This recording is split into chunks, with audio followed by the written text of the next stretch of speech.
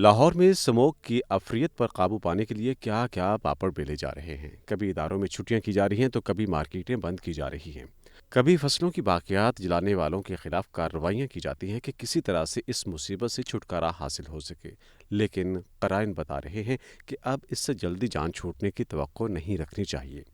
یہ ٹھیک ہے کہ پنجاب حکومت بار بار سخت اقدامات اٹھانے کا عندیہ دے رہی ہے، متعلقہ محکمے بھی اپنی کوششوں کی روداد سناتے رہتے ہیں، لیکن سوچنے کی بات یہ ہے کہ اگر یہ سب کچھ ہو بھی رہا ہے تو پھر صورتحال میں بہتری کیوں نہیں آ رہی؟ 2017 کے بعد سے تو اس مصیبت نے جیسے مستقل بنیادوں پر ہی شہر لاہور کا راستہ دیکھ لیا ہے۔ ہر سال اکتوبر کے اختتامی اور نومبر کے ابتدائی دنوں میں ایک فلم چلنا شروع ہو جاتی ہے۔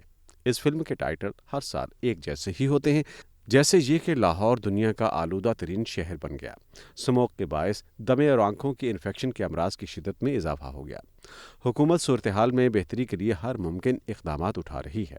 حکومت نے سموگ پر قابو پانے کے لیے سخت کارروائی کا حکم دے دیا ہے۔ دھان کی فصل کی باقیات کو آگ لگانے والوں کے خلاف سخت کارروائیوں کا سلسلہ شروع کر دیا گیا ہے۔ حالات جلد بہتر ہو جائیں گے، لیکن یہ کم بخت سموگ ہے کہ اس پر ان اقدامات کا کوئی اثر ہی نہیں ہوتا۔ ان دنوں بھی یہ فلم چل رہی ہے اور آئندہ کم از کم ایک ماہ تک چلتی رہے گی۔ اس دوران اگر بارش ہو جائے تو کچھ سکون کا سانس نصیب ہو جاتا ہے، ورنہ سیاپا ہی پڑا رہتا ہے۔ اب ہوگا یہ کہ کم از کم ایک ماہ تک ہم یہ فلم دیکھتے رہیں گے اور اس کے ختم ہونے پر سب لمبی تان کر سو جائیں گے۔ دراصل ایک دو ماہ ہی ایسے ہوتے ہیں جنہیں گزارنا محکمے تحفظ ماحولیات کے لیے کافی دشوار ہوتا ہے، جس کے بعد آئندہ سال اکتوبر کی آمد تک راوی چین ہی چین لکھتا رہتا ہے۔ 2024 میں ایک مرتبہ پھر یہی سب کچھ دیکھنے میں آئے گا۔ سچی بات تو یہ ہے کہ اب حتمی طور پر کچھ بھی نہیں کہا جا سکتا کہ آنے والے برسوں کے دوران کب تک حالات بہتر ہوں گے۔ ان حالات کو دیکھتے ہوئے تو لاہور کی فضاؤں کے وہ دن یاد آتے ہیں جب اکتوبر نومبر کے سہانے دن اور راتیں میل ملاقاتوں اور تقریبات کے لیے مثالی قرار دیے جاتے تھے۔ کچھ اور پیچھے چلے جائیں تو لاہور کے وہ دن یاد آتے ہیں جب منڈیروں پر پرندوں کی آوازیں سن کر آنکھ کھلا کرتی تھی۔ قسم قسم کے طوطے، بلبلیں، ہدہد اور دیگر کئی اقسام کے پرندے صبح صبح ہی تقریباً ہر گھر کی منڈیر پر آن بیٹھتے تھے۔ یقین جانیے کہ ان کی خوبصورت آوازیں سن کر طبیعت حشاش بشاش ہو جاتی تھی۔ کیا شاندار مناظر ہوا کرتے تھے کہ لاہور کی صاف ستھری فضائیں انسان اور چرند پرند سبھی کو حشاش بشاش رکھا کرتی تھی۔ پھر یوں ہوا کہ لاہور رہائشی کالونیوں کی نظر ہونے لگا۔ ماحولیاتی تبدیلیوں کو مد نظر رکھے بغیر لاہور میں بڑے پیمانے پر ترقیاتی منصوبے بھی شروع ہونے لگے، جس کے لیے بڑے پیمانے پر درختوں کا قتل عام لازم ٹھہرا۔ یہ زیادہ پرانی بات نہیں ہے جب مینار پاکستان کی گراؤنڈ میں اس خطے کے روایتی درخت بہت بڑی تعداد میں موجود تھے۔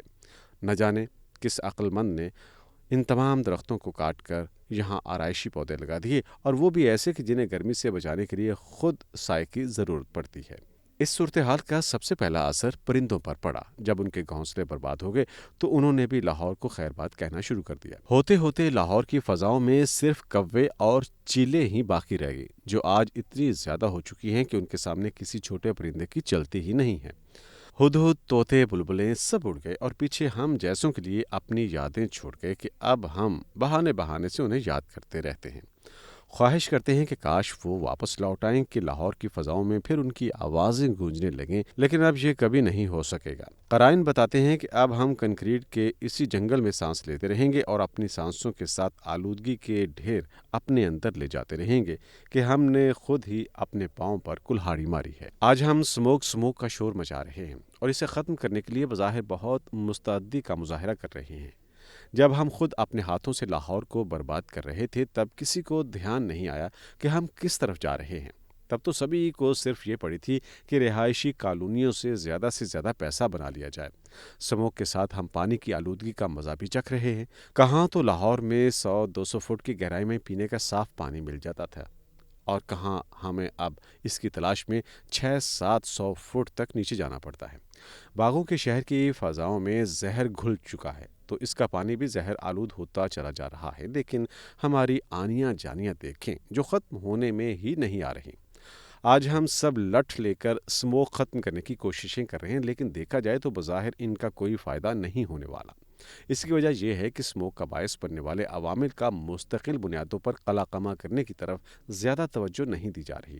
ادارے بند کر دینا تو وقتی اقدامات ہیں جن کا تھوڑا بہت فائدہ ہوتا ہے اور اس کے بعد صورتحال پھر ویسی کی ویسی ہو جاتی ہے۔ آپ دیکھ لیں کہ ان اقدامات سے کتنا فرق پڑا ہے۔ حقیقت تو یہ ہے کہ ہم ٹرین مس کر چکے ہیں اور اب صرف ٹکریں مار رہے ہیں۔ البتہ اتنا ضرور ہو سکتا ہے کہ کچھ اقدامات اٹھا کر صورتحال میں مستقل بنیادوں پر قدرے بہتری ضرور لائی جا سکتی ہے۔ اس وقت لاہور کی شاہراہوں پر 70 لاکھ سے زائد گاڑیاں اور موٹر سائیکلیں رواں دواں ہیں، جن میں سے بیشتر کے پاس مینٹیننس سرٹیفکیٹس ہی نہیں ہیں۔ ان گاڑیوں سے نکلنے والا دھواں آلودگی میں 45% حصہ ڈالتا ہے۔ اب یہ تو ہر کوئی جانتا ہے کہ بہتر پبلک ٹرانسپورٹ سسٹم کے بغیر سڑکوں پر آنے والی گاڑیوں اور موٹر بائکس کی تعداد میں کمی نہیں لائی جا سکتی۔ اب کوئی بتائے کہ پبلک ٹرانسپورٹ کے نظام کو بہتر بنانے کے لیے کیا اقدامات اٹھائے گئے ہیں۔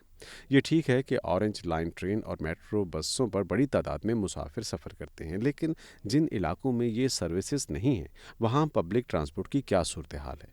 فیکٹریوں اور بھٹوں میں جدید نظام کی تنصیب آلودگی میں کمی لا سکتی ہے۔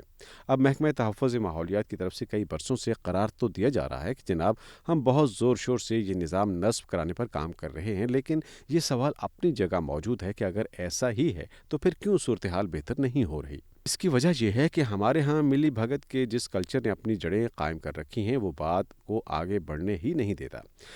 بیشتر صورتوں میں سب اقدامات فیس سیونگ سے زیادہ اہمیت نہیں رکھتے اور نتیجہ یہ نکلتا ہے کہ حالات جوں کے توں رہتے ہیں۔